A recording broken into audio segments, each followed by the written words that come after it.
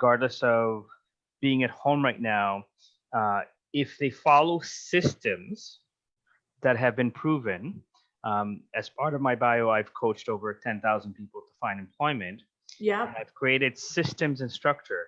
So I'm building an entire course that I'm pretty much gifting to people, in a sense that normally for me to do career coaching on a one-on-one basis, I Yeah. charge 1,000 to, let's say, $1,500, Yeah. Yeah. and I'm going to be gifting it for under $100 with every resource you can imagine: resume templates, cover letters, thank you letters, LinkedIn optimization, salary negotiations, uh, how to network correctly, how to ask for referrals, how to, uh, you know, how to navigate the databases for job finding, how to work with employment agencies, which employment agencies to work with, how to kind of figure out what your salary range should be and what the industry should be paying, and what, but not only by kind of region, but from an industry perspective, so that you can come in armed to the interview and kind of know your worth, and not be afraid of, oh my god, salary question, and oh my god, this, Yeah. and everything under the sun from a perspective of related to your expertise: branding yourself, being consistent with your imaging, being consistent with your messaging, being consistent with where and how you are um, posting information. Mm-hmm. Little tricks to kind of go, okay, even on LinkedIn, how to get people to view your profile without, you know, SEO kind of expertise, and to the level of something as simple as taking an article that you read about your industry, posting And it I'm to your totally paying attention. I'm just sharing your wonderful knowledge to my timeline. perfect, um, and taking like an article that you read, expressing an opinion about the article, Yeah. adding a few, we'll call it relative hashtags, which or relevant hashtags, which LinkedIn is wonderful at kind of going, oh, let me give you some suggestions of hashtags based on the article or based on this, to draw traffic to you. And it's a simple kind of fix. It's not a complicated, um, how shall I say, procedure of doing that. And I'm a little biased when I'm asking you this question, but yeah, and you said procedure, which I think is really important. I know you're going to launch this. You're going to launch this course, yep, and you're going to put it online, and it's going to be, invaluable to so many people. What makes yours different, unique, value add versus some of the other stuff that's out there? most of the other stuff there is how to. The how I'm to. not. I'm not giving you theory. I'm telling you do this. I'm telling you this will work. Right. Why? Because I've done it with 10,000 people. I've spent 25,000 hours mastering the psychology of interviewing, mastering the psychology of job finding. I Right. consulted Monster in 2006. I helped create their smart search function. I have kind of the emails to prove that as there. So when I say here's why these resumes work, it's because I understand how the databases score, the algorithm of the databases. Right. I understand, for example, why recruiters might tell you, oh, yeah, you were great for the job, but you didn't get it, or might not respond to you, because I am a recruiter as well. And I'm giving you the insider information from a perspective of being a good recruiter and having worked with small to large, local to global companies, on multi levels, where I'm required to do this or I'm required to do that. Yeah. And Yeah. and there's a level where, um, and I'll use this as an example, and this is where I'm also frustrated with people around me in the industry. I respect that everybody has experiences and everybody has stories and everybody has knowledge, and I acknowledge that. There is also, just because you're a good writer doesn't automatically make you a master at writing resumes. That, Just, okay, yeah, let's look at that. Let's talk about that for a minute. You know what? That's really, really key. Just because you're a good writer doesn't mean you're good at writing resumes. So I agree. I mean, I think that there's a level of advantage and value add if you are a writer. At least you're a little bit ahead of the game versus others that, let's say, aren't good at writing at all. But have you seen in your experience people who they think that, like, you know, they write copy, or they, you know, because they interview people, or because right away they think that they're fantastic at resume writing? Have you had some experiences with but that? it's also worked just because you've been a leader for many years in an organization and you've interviewed people. By default, you might have some ideas of what makes a good resume and what makes a good interview. Right. But for the same reason that, let's say, if you're really serious about getting healthy and being fit, you hire a personal trainer, you hire a nutritionist, because they've mastered at a level that you haven't yet. They've achieved a result that you haven't yet. Mhm. And so there's a level with that, or within that, you know, everybody's like, oh yeah, well, I found jobs in the past before. I know what I'm doing. Great. And if you know what you're doing, I wish you nothing but success with it. And if you found something that works for you, great. But the majority of people, let's say, go to the obvious. I'm going to go on Indeed, which is now the largest database. I'm going to go on LinkedIn, and I'm going to send out resumes. And when I hear from people, I've sent out thousands of resumes, no one's responding. There's no jobs out there. I'm like, no, your resume sucks. Your resume sucks. Let me ask you a question. No, your resume sucks. Has there been times where, you know, someone will say to you, Joe, I really need a good resume, a creative resume. I need, you know, and they, like, obviously are going to say, what's your rate? What do you charge? And you tell them, and they'll be like, okay, yeah, like that's not going to work for me, just because maybe of whatever their financial situation, and they automatically think that they can write it themselves. Oh yeah, I've also had people that started negotiating the price with me. I had a bank manager, keyword there, manager, say, how much you charge for a resume? How much do you charge for a good resume? Because I'm looking to make a career, like a move. I told them my price. So normally, let's say, just to write a resume, I charge about $300, because I've earned the right to say, this is how good I am. These are the results I produce, and I guarantee them. Yeah. The program that I'm going to create, like I said, you will get all of the coaching, all of the kind of support, all of the extra resource for under $300 when the final price arrives. But there will be like an introductory price where people can get it for, let's say, $54 to start. Right. And it will kind of give you lifetime access to my brain and my knowledge and so forth. So when I told him my price, he looked at me and said, can we negotiate the price? And I turned around to him and said, are you willing to take a position that pays you less than what you make right now? He goes, no, why would I do that? And I said, why would I charge less for the resumes that I'm an expert that I guarantee will get you interviewed? And he looked at me and goes, yeah, but you're expensive.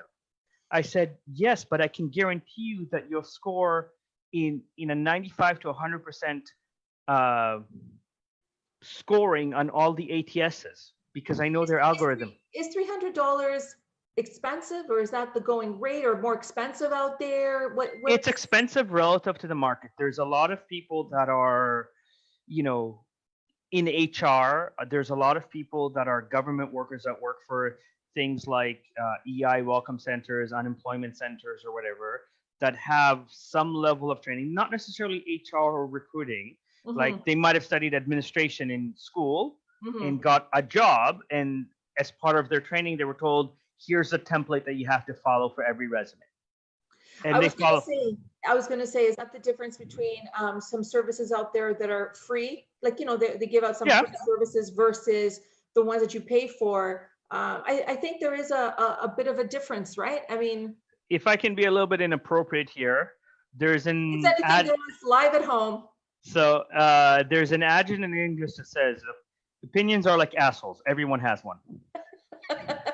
Opinions or assholes? No, opinions are like assholes. Everyone has one. So here's the thing to understand. It's true. And you So- know what?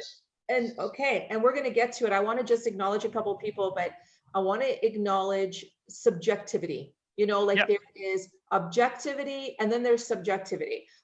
What makes someone have the arbitrary ability to turn you down for a role that you're totally qualified for versus, you know, saying, okay, sure, you're hired when there is maybe somebody else even more qualified. There's a lot of subjectivity that goes on with this, but I want to reach out to a couple people.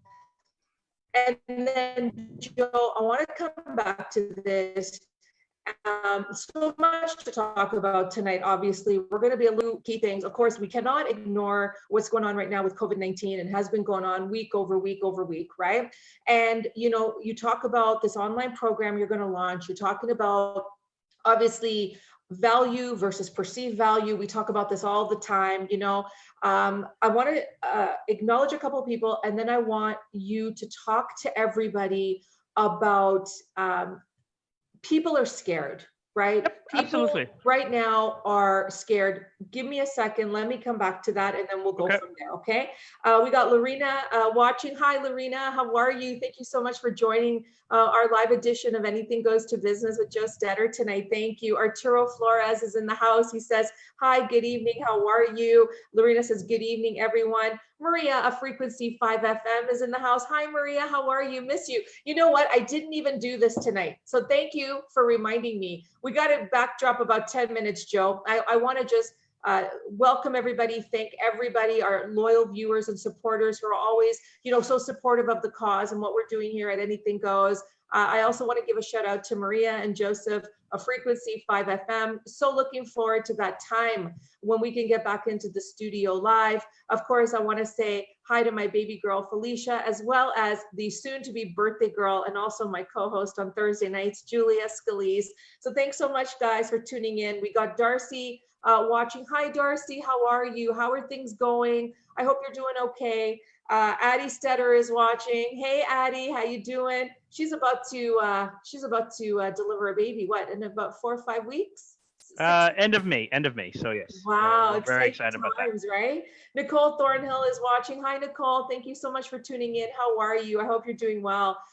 So, Joe, let's talk about. I want to go back a bit, and then I will obviously want to move it forward to right now. And we're going to be talking about this with Kim tomorrow night. We're going to be talking about this in subsequent weeks as well. People are scared. People are really frightened of the unknown, right? They're frightened of this uncertain future, this new normal. When are things going to normalize, if at all? Obviously, the economy has a lot to do with that. Health, of course, number one, you know, followed by the economy and the finances, right? And people are sitting there going, okay, I got laid off. Am I going to have my job, you know, when all of this is said and done? If I don't have my job, how am I going to find a job? How am I going to pay my bills, right? And so a lot of people are thinking right now, you know, here and now, like, how am I paying my mortgage? How am I paying for groceries and this and that? And, you know, when you look down, like you look at the way things have been done typically with the job market and recruitment, of course, and now you're looking at this, you know, this crazy situation that nobody expected for people that were maybe looking for a job, even though they had a job, or people that were unemployed, still looking for a job. Okay. What advice do you have for them in terms of the resources available to them, but not even just the resources? What advice do you have for them in terms of, you know, what to look forward to, how things may change, maybe for the better? There are going to be negatives over here, but positives over there. What do you got to say about that? And then what do you think the job market and the way recruitment is done, is it going to be any different 6 months from now, 12 months from now, 18 months from now? It's already different now. So first of all, again, I appreciate that a lot of people are freaking out and kind of scrambling to go, what am I doing?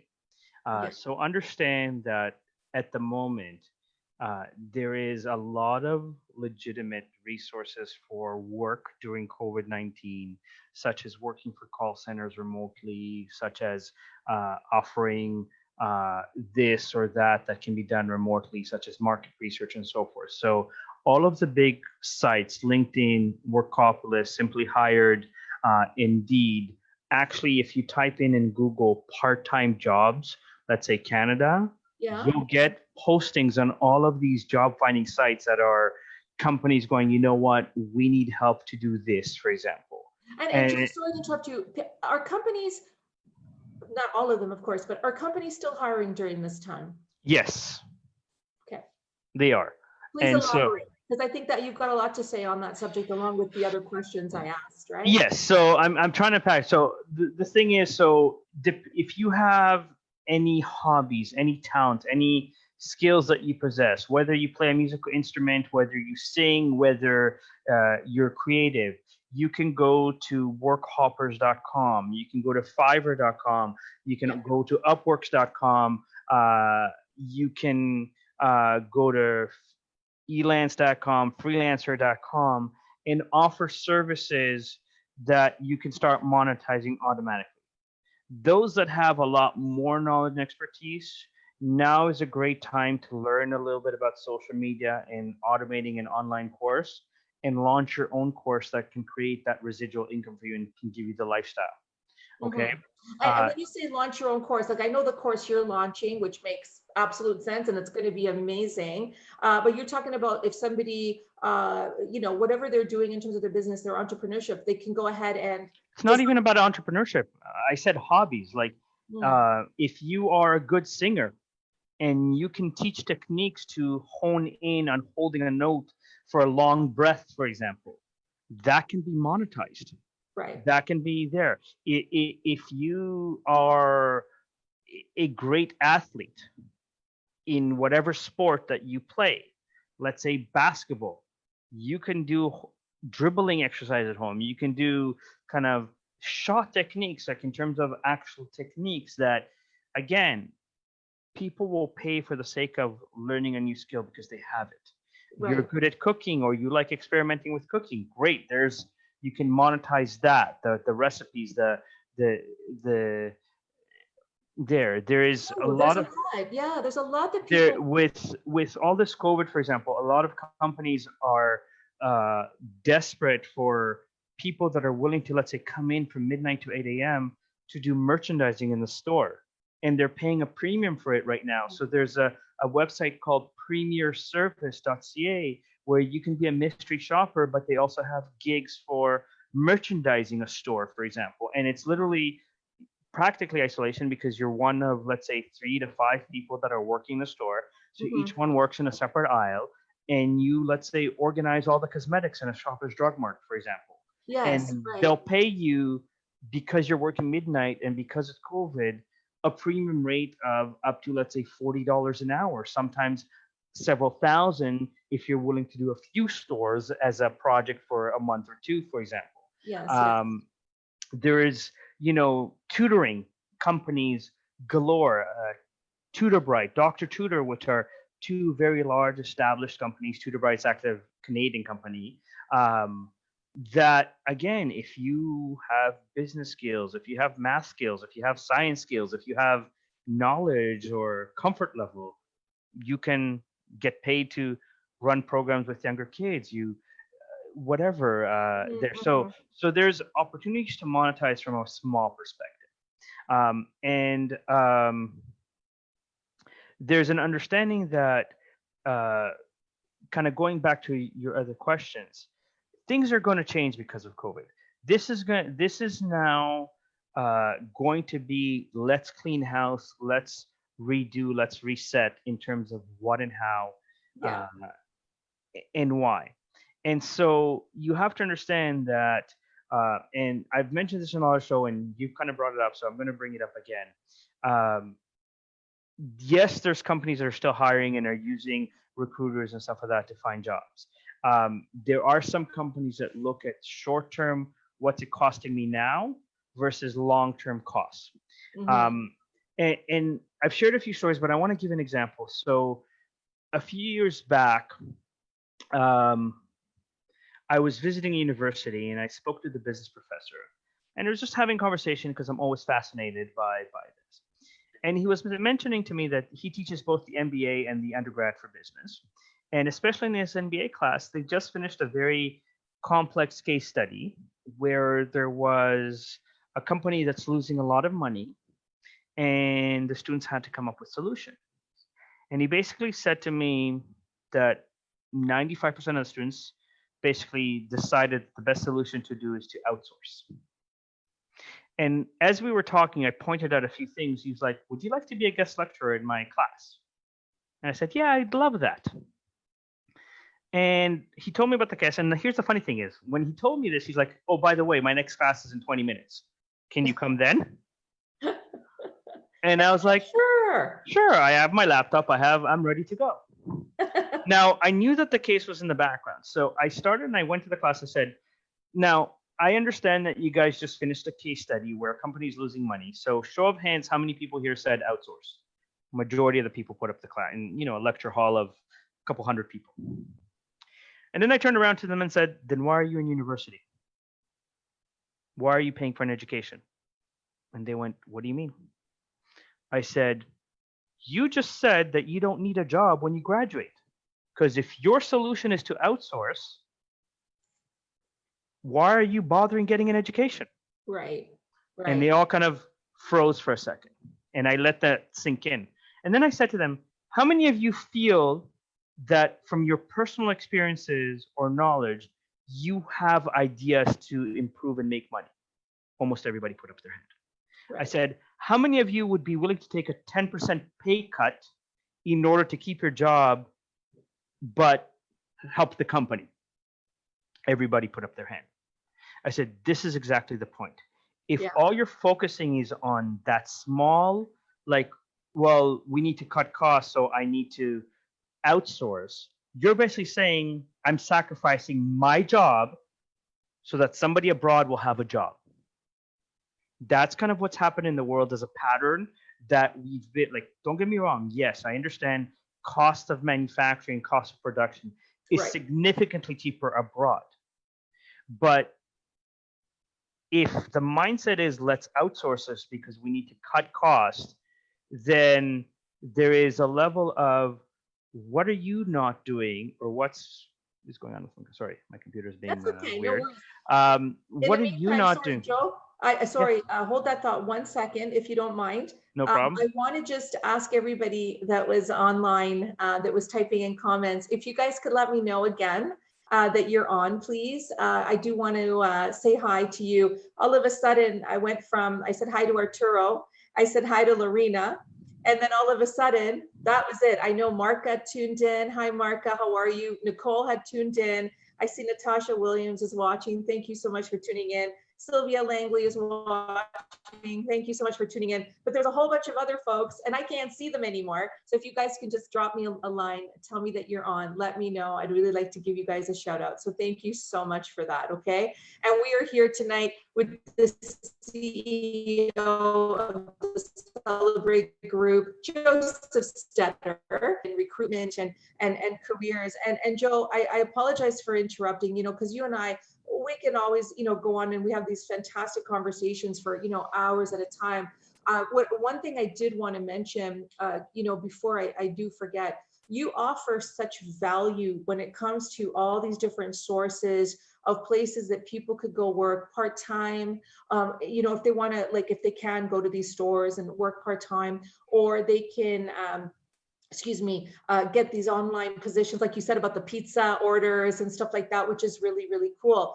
I know that Kim Bassler is going to be, talking about this as well tomorrow night. And to some degree, Jermalyn Barnes. Hi, Jermalyn. How are you? Shout out to you as well. I know, and she talks about relationships and the isolation in terms of self-relationship. There's a lot of people, Joe, that for a lot of people, losing a job or getting laid off is very traumatic, right? Mhm.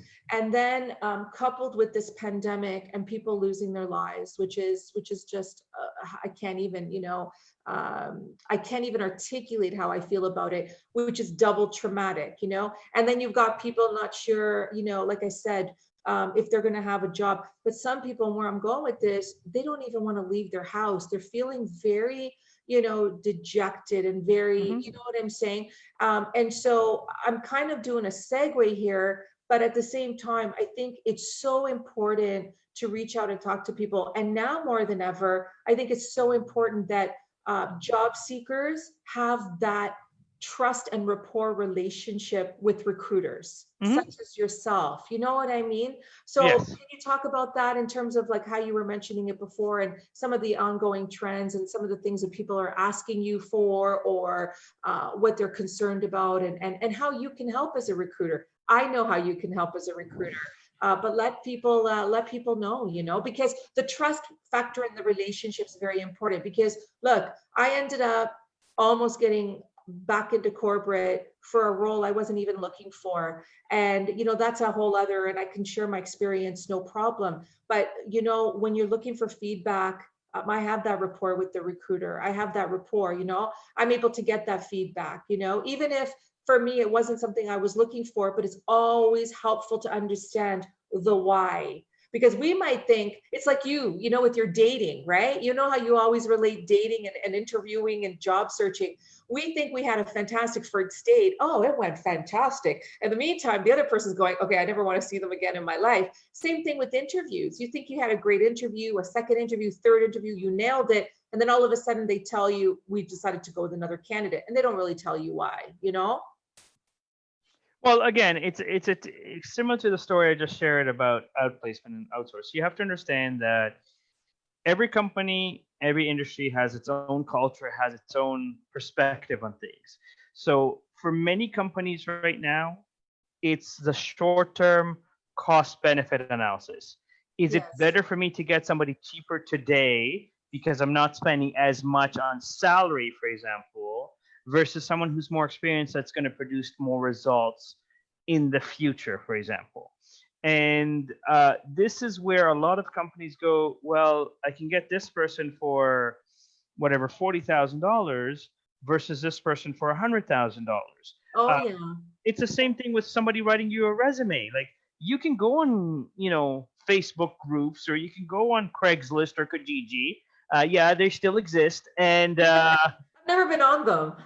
right, and pay someone $50 that tells you, oh yeah, I know how to write a resume because I used to work here as a HR coordinator and I saw lots of resumes, Yeah. or I've worked in HR. Like again, just because you've worked in HR, if you were doing benefits, by default, that doesn't make you a great resume writer, right? Yeah, Like, and you know what, Joe? I really want to say, sorry, just a few folks that I see that are on the line. I want to reiterate what you said earlier, and I think this is very important. Just because you work in HR benefits, all due respect to HR benefit people, doesn't mean that you can write a resume or that you can, help with recruitment. Same thing you said, just because someone's a writer by trade doesn't mean that they know how to write resumes, which I think is very, very, like, it's important to understand that. I want to just pause right here.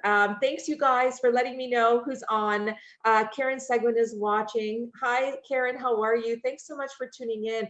And guys, listen, I mean, we're talking about jobs and recruitment and careers tonight. Of course, how all the pandemic is affecting all of this, but let us know how you guys are doing. Let us know how you guys are coping. Let us know how you're feeling. Let's keep the conversation going. Sylvia says, hello, everyone. Sylvia, thank you. Addie again. Thanks, Addie. I appreciate you letting me know. She says hi. We've got, and I hope I pronounce this right. I'm always very cognizant. Lenin Calderon, I hope I got that right, says hi. Thank you so much for tuning in. And Sylvia has a question. She says, Marella, I am hearing impaired, and my question is, when are employers going to wake up to the fact that hearing impaired people have a lot to offer? I was told many times that I was not a good fit when I was excelling at the stupid job I was doing. Sylvia, I love you. Exactly. You always say it the way it is, and I appreciate you because I'm exactly the same. You raise a really good point, whether it's hearing impaired or something else. Can you tell us a little bit more? I want Joe to answer this, of course, but when they tell you that you're not a good fit, do they elaborate as to why you're not a good fit, or do they just say you're not a good fit, right? If you could just let us know. And Joe, can you answer that question for Sylvia? Again, companies that are being proactive will create accommodations, whether it's hearing, whether it's blind, whether it's any form of handicap in terms of the physical, even being on a spectrum, anything like that. Like, good companies will recognize that. And there's tons of YouTube videos of companies that do. And, I show them and I respect that all the time. And I'm going to use a company that, again, I don't have any affiliation with, but I appreciate how much they care about their people, because they don't just brag about it, but everybody that works there knows it, which is a company, TELUS, for example. TELUS as a company, like, I was with them for 5 years. I've recently switched to another provider. But the service, every time there was an issue, I was like, you guys charge me for roaming. Why? Okay, we'll waive it. No question asked. It wasn't, I needed to go to 7 different people and get approval on manager to sign off on $20 to make me feel good. It was like, you know what? Shouldn't have happened, or miscommunication, or you didn't understand. Fine, we'll waive it. And it was never an issue of kind of trying to nickel and dime. And even when you go to the TELUS headquarters in downtown Toronto, the effort that they've put in to make the workspace more colorful and more comfortable, and the initiatives that they have for their staff, the reviews are, like, on Glassdoor and everything, is always positive. Might not. And we talked about subjectivity earlier at the beginning of this while we were trying to live stream and share. Joe and I talked about subjectivity, and it drives me crazy. And I'm going to tell you why. Because at the end of the day, oh, hi, Dwayne Mightley, who just sent me a message about Zoom calling on Monday. It sounds good. The reason I say this is because there's objectivity, right? So in other words, I think I'm good at Word and PowerPoint, right? Excel, not so much, right? So if somebody says, Marla, your Excel skills are okay, but they could be better, that's objective, because I'm proving to them that I'm not that good at Excel. I'm not saying, oh, I'm great. Why are you telling me that I'm not good at Excel? The truth is that I'm not great at Excel, But if somebody looks at, I don't know, a graphic design poster, or looks at some kind of marketing logo, or some kind of, whatever the case may be, proposal cover, what have you, and they say, no, this is not really, because they don't like the color blue, and I use the color blue. That's subjective. Why is it a mediocre thing because they don't like blue? It doesn't mean it's not quality. So my point, you guys, is what I'm trying to say is that there's too many, I believe, hiring managers and people in control that use too much subjectivity to not really think about the right fit, the right person, the right qualifications. I've seen it time and time again, and to Sylvia's comment too, Joe, I want to get your thoughts about this. Lots of times, when you're going on Indeed or LinkedIn, or sometimes some of these companies, they want you to, obviously attach your resume, but then they have a 6-page questionnaire that you got to fill out and redo your resume on that thing over and over again. There's a section there that says, do you have a disability?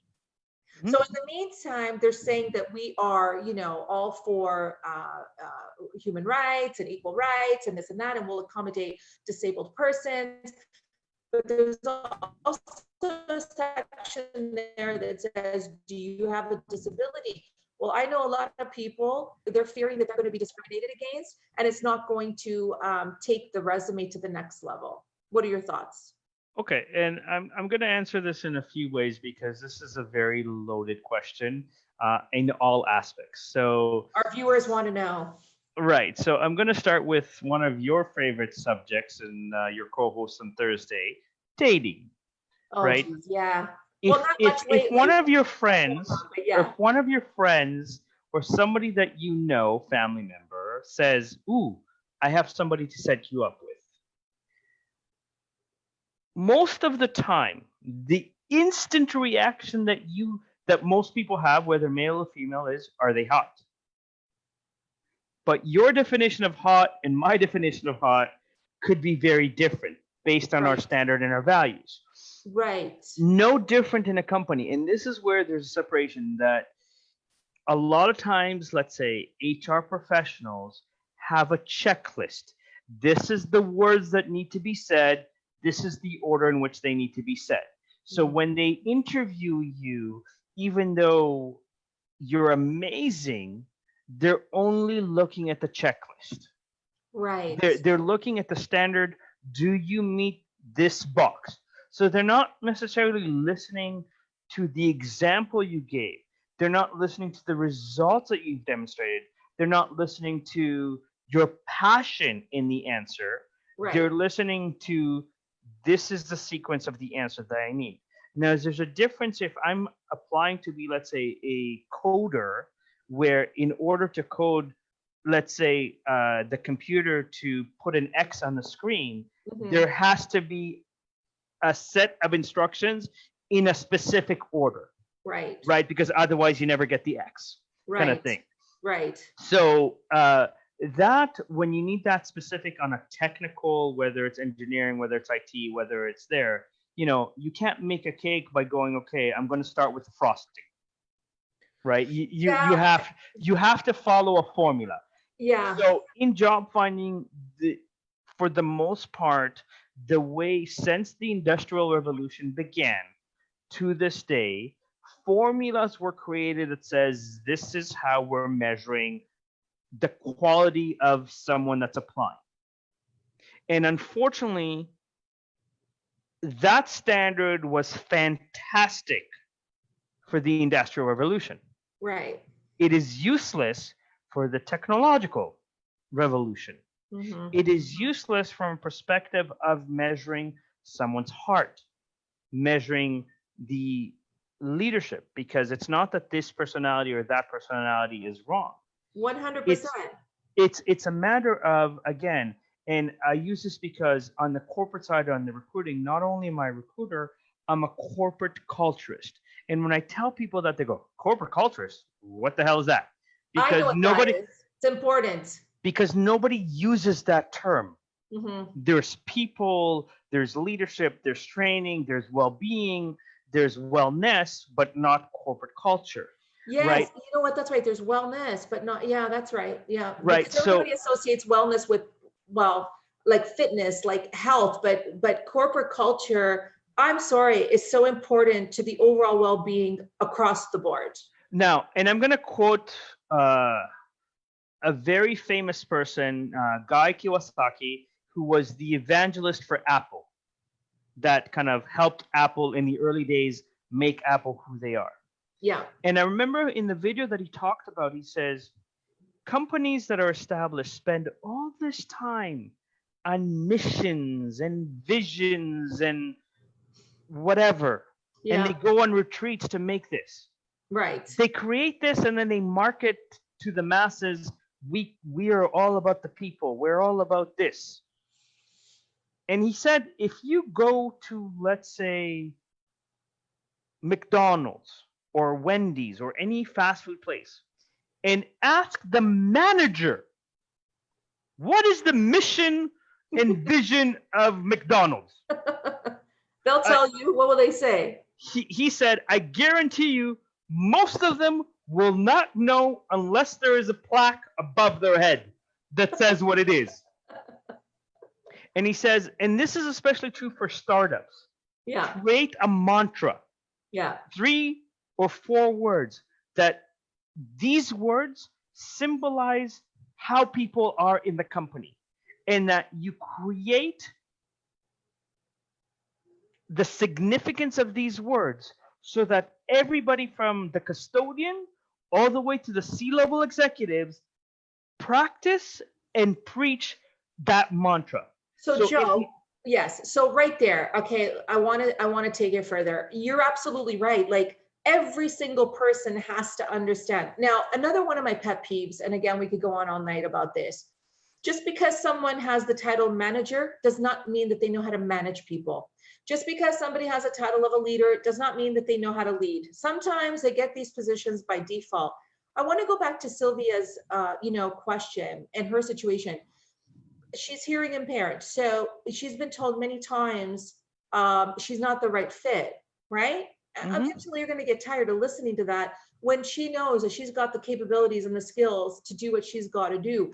Again, but she also has a card up her sleeve that she can use and go. Well, I was going to So say, does she if have any recourse? Does she have any recourse? She has a recourse that's not a recourse, but it is. And I'm going to explain why. And I'm going to use something that you and I talked about, and I'm going to tie it in together.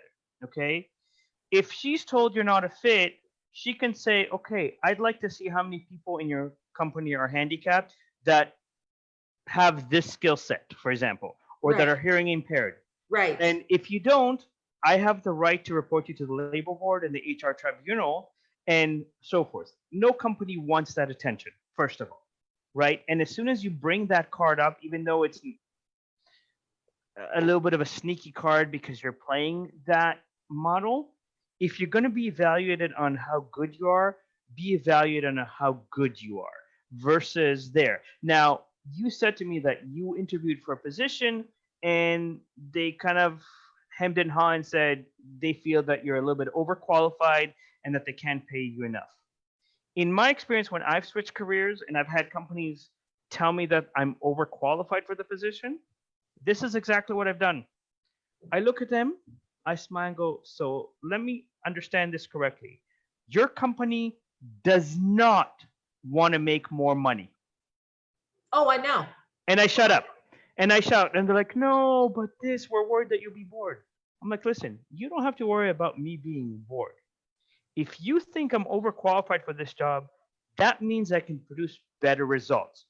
If you want reassurance, I'll sign a 2-year contract with you, not a 1-year contract, to show you that I'm serious about it. You don't know what drives me. If you think I can do this job better than everybody else, Yeah. you let me do it. You know what a great recruiter told me once? Not you, although you are a great recruiter.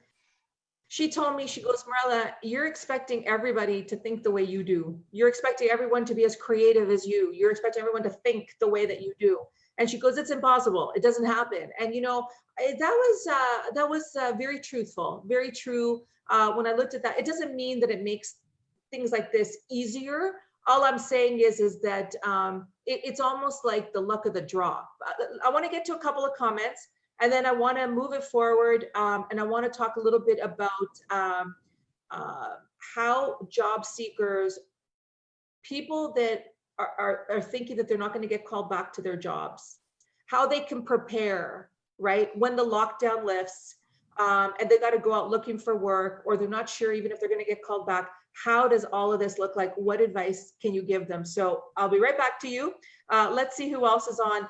Sylvia says, this is very profound. She says, hearing impaired people fear people who can hear. Yeah, I can, I can only imagine, like again, a lot of these companies talk about, equal rights and this and that, but you know what, Joe, I don't see it either. Not even just with Sylvia's situation, but in a lot of we talk about age discrimination. We talk about all kinds, millennial discrimination too, being too young. We had a couple of guests on our show that also said that they felt that they were discriminated against because they were too young. So there's a couple of extremes there. We've got, I hope I pronounced this one right. Is it Peroz Jafari? Thank you so much for tuning in. Karen's comment here. I had an opportunity a few years ago to excel at a great job that would have been an amazing fit, except for one thing. I had to explain that due to a traumatic brain injury, my computer abilities would take me a little bit of time for me to reintroduce the info to my brain so that I could recall my longer term memory. I was assured it would not be an issue. Well, guess what? It was a huge issue, and branch management made fun of me along with others on the team. It's disgusting.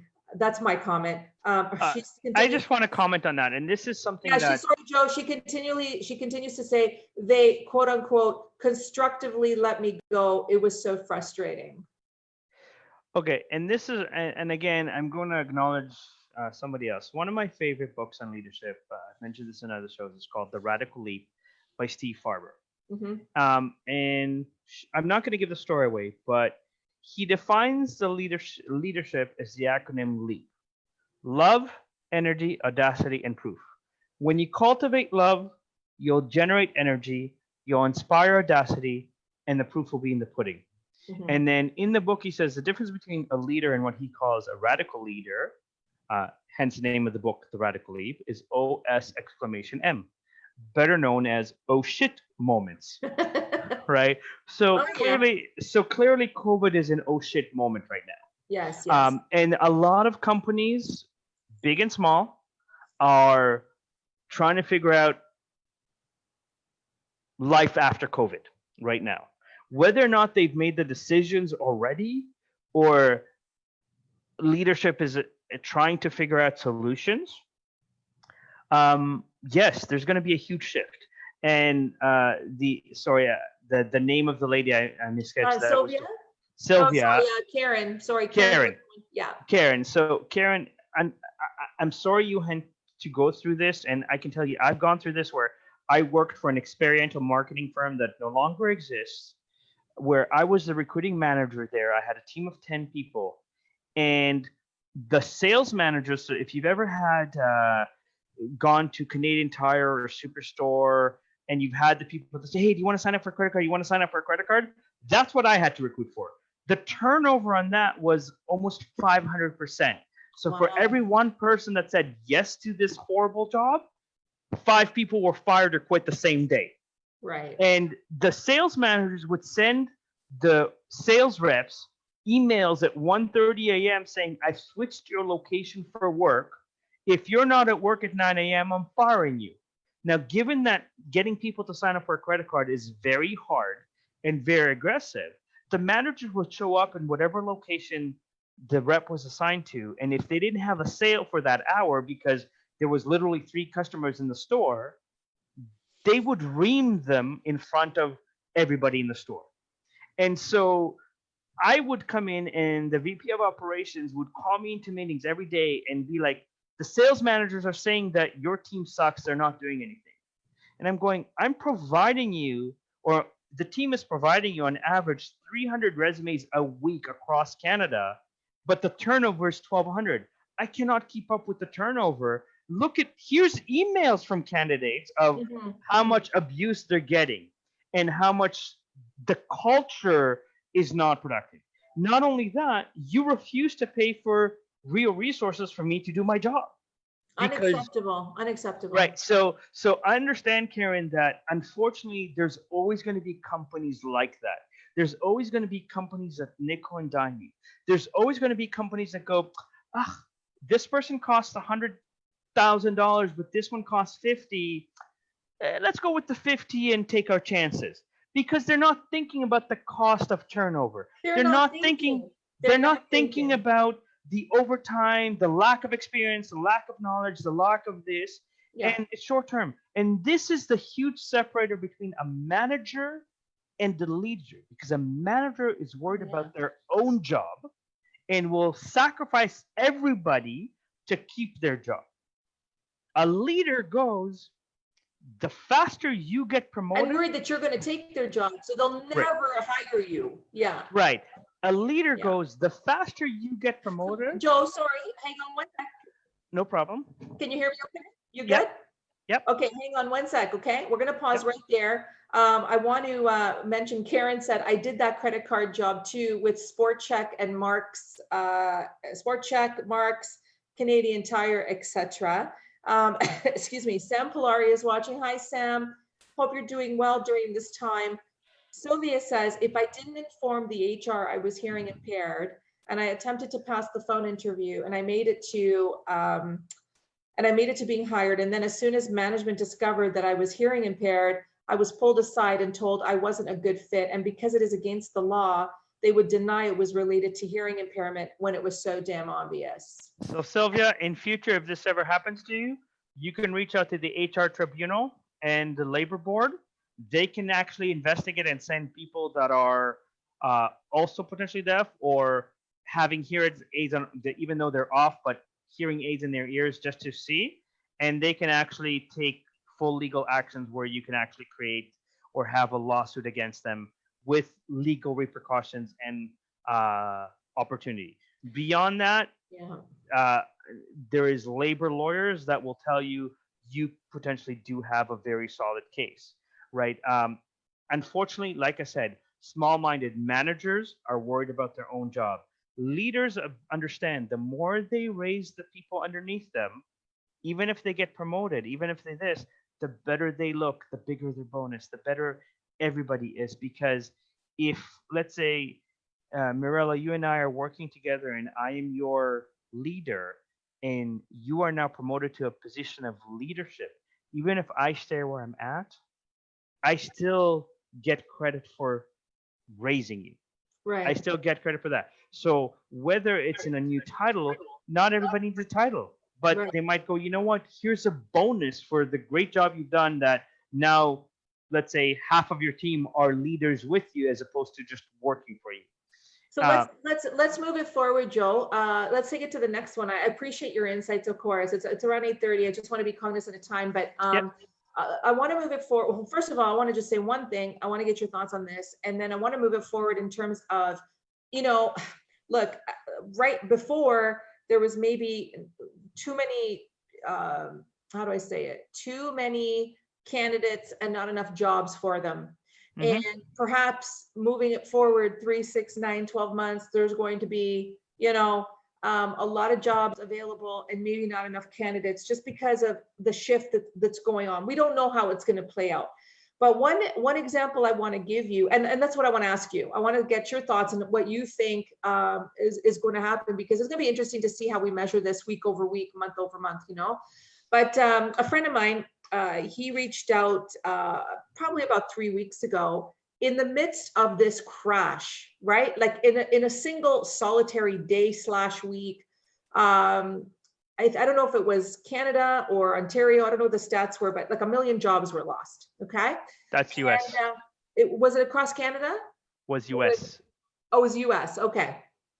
I'm interested to see how many were lost in Toronto, Ontario, and Canada. I gotta imagine it's in the millions too. But No. So my friend, reaches out to me, and I know what he was trying to do. Like, he works in the post-secondary field, and all these co-op students had been lined up jobs, for the summer, right? And they were excited. Some of them were paid co-ops. Some of them were just, like mentorship, internships, things like that. No problem. And of course, with everything going on and people, losing their jobs, getting laid off, everybody at home, the way to do business is changing.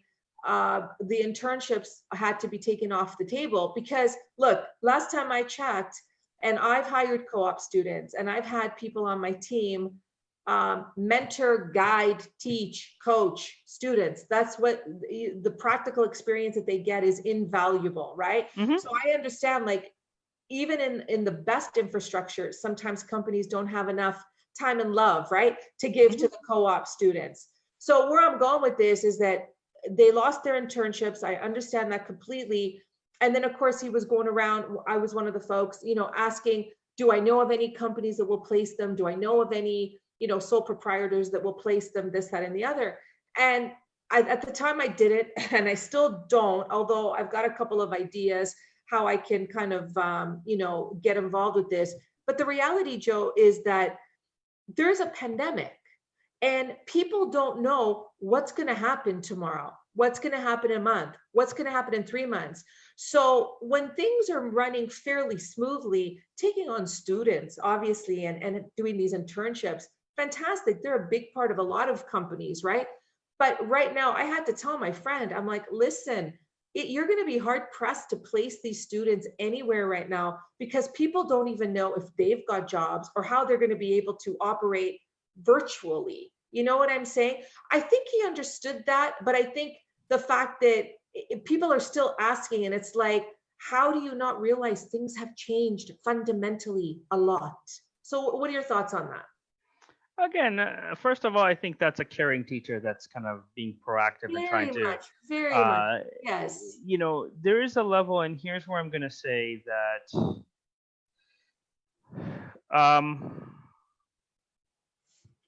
like everything else, people are very resistant to change. There's a great book by Spencer Johnson called "Who Moved My Cheese." What's it called? Who moved my cheese? Who moved my cheese? Where Okay. most people hem and haw about change because they're stuck in their routine, right? Yeah. So this situation has forced everybody to change, has forced everybody to see things differently. Mhm. And there's a level where, again, when you're kind of pushed up against the wall, in the worst scenarios, that's where innovation, survival, creativity, instincts kick in, right? Like some handle it better than others. And yes, mental health and well being is a massive issue. And I'm not dismissing it in any way, shape, or form. Yeah. But if your position becomes redundant here and you have the skill sets, are you willing to transfer it there and start anew if there's a level of maintaining a lifestyle? Yeah. And again, whether it's my program that I'm creating that you're going to take advantage of, or it's any other expert, right? The day of just, I'll send resumes on Indeed. Here's the simple math for people. And I've said this before, but I'll say it again. If Indeed is the largest job finding site right now in North America and has approximately 38 or so, maybe even 40 million users, one job posting on Indeed will have between 350 and 5,000 applicants. Yeah. Yeah. Right? Yeah. So unless your resume is spectacular, unless you can highlight the results, unless you can highlight how good your results are, Mhm. and not just say, I know how to do something, right? Like there's a lot of people that have and you see this a lot with coaches, like mindset. It's a big, broad word that everybody uses. Yeah. Just like culture, just like social responsibility, that's my expertise. And I use this example to separate the two.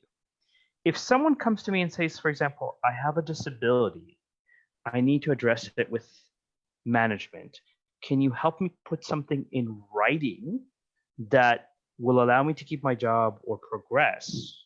For somebody like Sylvia, then yes, I can help present, here's what I do, here's how good I am, here's the results you can expect.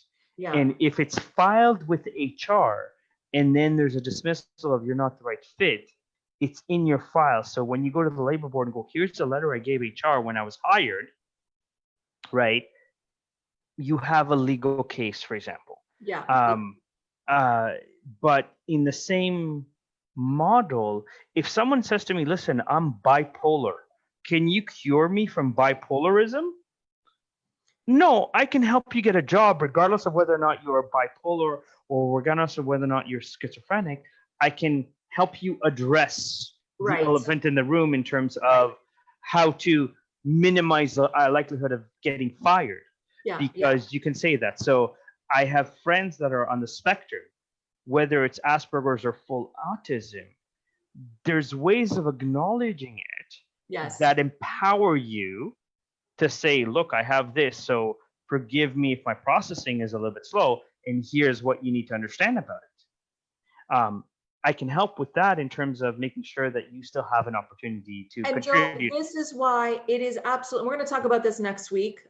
This is why it is so integral to have a level of trust and a good bond and a good relationship as a job seeker with a recruiter and vice versa, right? And I'm going to say this also for recruiters, because I want everybody to understand, like any profession, there's good and there's bad in everything. Yeah. Just because you registered with one recruiter, if you had a bad experience with one, don't assume that all recruiters are bad. Good In point. fact, I Exactly. always teach people register with at least, let's say, 5. Mhm. Why 5? I will assume that 2 or 3 of them will not like you. They don't like your accent, they don't like your age, they don't like your look, they don't like where Something. you worked. I Yeah. don't care, right? Yeah. But they're not going to tell you because Canadians were very polite. Okay? Yes, we are. But if you've registered with 5 and 3 were shitty, but 2 of them are good and 2 of them are willing to work with you, recruiters work on commission. So they already have ins with the company that you're trying to potentially get into, first of all. And you know Second what? of all, Yeah. yeah. Go ahead. Yeah. Second of all, a lot of companies that use recruiters, more often than not, will use more than one agency. The company So you mean that's hiring. the company that's Yeah. hiring, Yeah. like for example, banks Yeah. are notorious to use at least 20 agencies at the same time. And Right. what they'll do is they'll say, for example, okay, we need 20 people for our call center or for to be tellers in the banks, Yeah. Yeah. and they'll send it out to 20, 25 agencies. They don't care which agency sends, and basically whichever agency sends first, or that they have a better relationship or has a better price or whatever version, they'll use. Now, Yes. here's the thing. If you've registered with a few agencies and 2 of those agencies now work with the bank, there's 2 agencies that recommended you to the bank because 3 of them didn't like you. Right. But now the bank's going to go, wait a minute, 2 agencies, and we tend to like this 2 agencies, or we've hired a few people from these agencies, Yeah. have Yeah. recommended you, you've now increased your odds. So even if it takes you 3 hours to register with one agency, because they make you go through stupid tests, like how fast you type, and let's do a customer service simulation, right? And they give Or you all let's these jigsaw puzzles to figure out in a matter of 2.5 minutes. Gotta love those. whatever version. Like again, I'm not dismissing that because I'm a big believer in the personality tests Yeah. in some Yeah. of the assessments, but some of the assessments are outdated.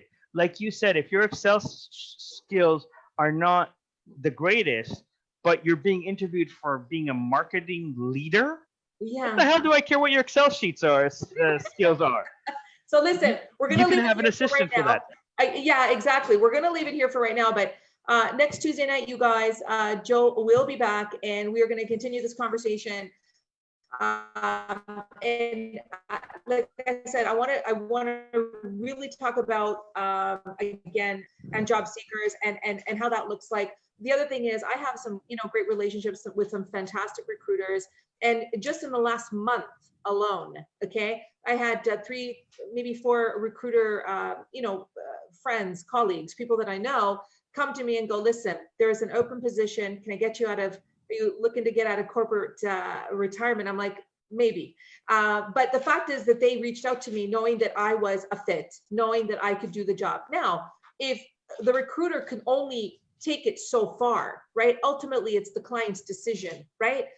If the client has an issue, like if I'm perfect 99.9%, but they don't like the fact that I live in Richmond Hill, oh, well, I'm pardon my French, shit out of luck, right? But we'll want to talk about that. We want to talk about some of my experiences with that and what I found. I want to kind of give you guys some of my do's and don'ts, and then of course Joe's going to weigh in as well.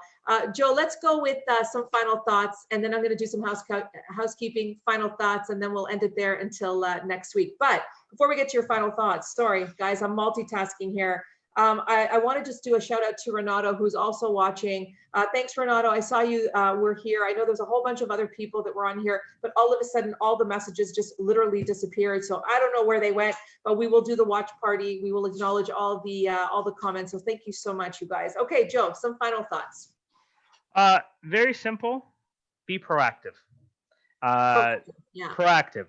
Whether it's using the program that I'm going to be launching to help you with all the tools and resources and systems to get hired for the job that you want, whether it's reaching out to recruiters, whether it's change, like having leaders, whether they're in HR or leaders, critique your resume and give you feedback on what they would do to make it stronger or better. Be proactive, because if you're just going to be online and going send, you're going to get lost in the shuffle. Thank you very much. I appreciate that, Joe, very much. Thanks for being with me here tonight. Guys, thank you so much for tuning in. To all the viewers, to all the supporters, like I said, we'll be doing the watch party. Let us know some of the topics that you want to see in subsequent episodes. A couple of housekeeping items. Tomorrow night, I'm going to be back on Facebook Live with Kim Bassler. She's our Anything Goes to Business coach who focuses on health and fitness and the overall mental mindset. And tomorrow night's actually quite interesting because she's going to be talking predominantly around how, when our infrastructure collapses as it did right now, the last couple of months, so does our mind, our body, and our soul. So it's going to be a really interesting conversation. A lot of people, even though, yes, there's all these great positives, family time, cooking time, dance time, dinner time, there's a lot of people struggling with all of this. And so she's going to touch upon it for a good hour and a bit. So stand by. Of course, Thursday night, Julia and I are going to be doing our original series. It's Julia's birthday on Friday, so we're going to be doing some celebratory Anything Goes on Thursday night. Please join us for that. Guys, my final thoughts for this evening's segment is, lots of times you're going to feel that you are a shoo-in for a job, that you've done it with your eyes closed. I've been there. I've been there recently, and you're going to feel like you've got this, you've nailed the interview, and you probably did, and you're feeling really positive about it, and then you find out that you didn't get the job. Two things I want to say: don't get defeated, keep going, don't quit, know your worth, stand by what you believe is your value, don't dumb it down for anybody. But also the second thing is, and Joe could probably talk about this next week as well, ask for feedback, continuous improvement, as long as it's constructive and it's objective. What's the harm in that? Get the feedback if they're willing to tell you exactly why, because there's always underlying reasons why you didn't get the job. And we're all in this together, you guys. And as long as we got Zoom and Facebook Live, Anything Goes is going to show up every single week. You guys know where to find me. Please reach out. Sending you guys so much love. And if anybody has any questions, info@celebrategroup.ca, or message me at Celebrate Group on Facebook group, and I'll be happy to kind of give you additional insights, resources, whatever I can to support people. Perfect, Joe. Thank you. Thank you, guys. We will talk to you soon. I'm really missing our intro and outro music, but we will figure something out maybe before the lockdown lifts and we're back in the Frequency 5 FM studios. Thanks, you guys. Have a very restful evening. We'll see you guys soon. Bye, Joe. Thanks, Bye. everybody.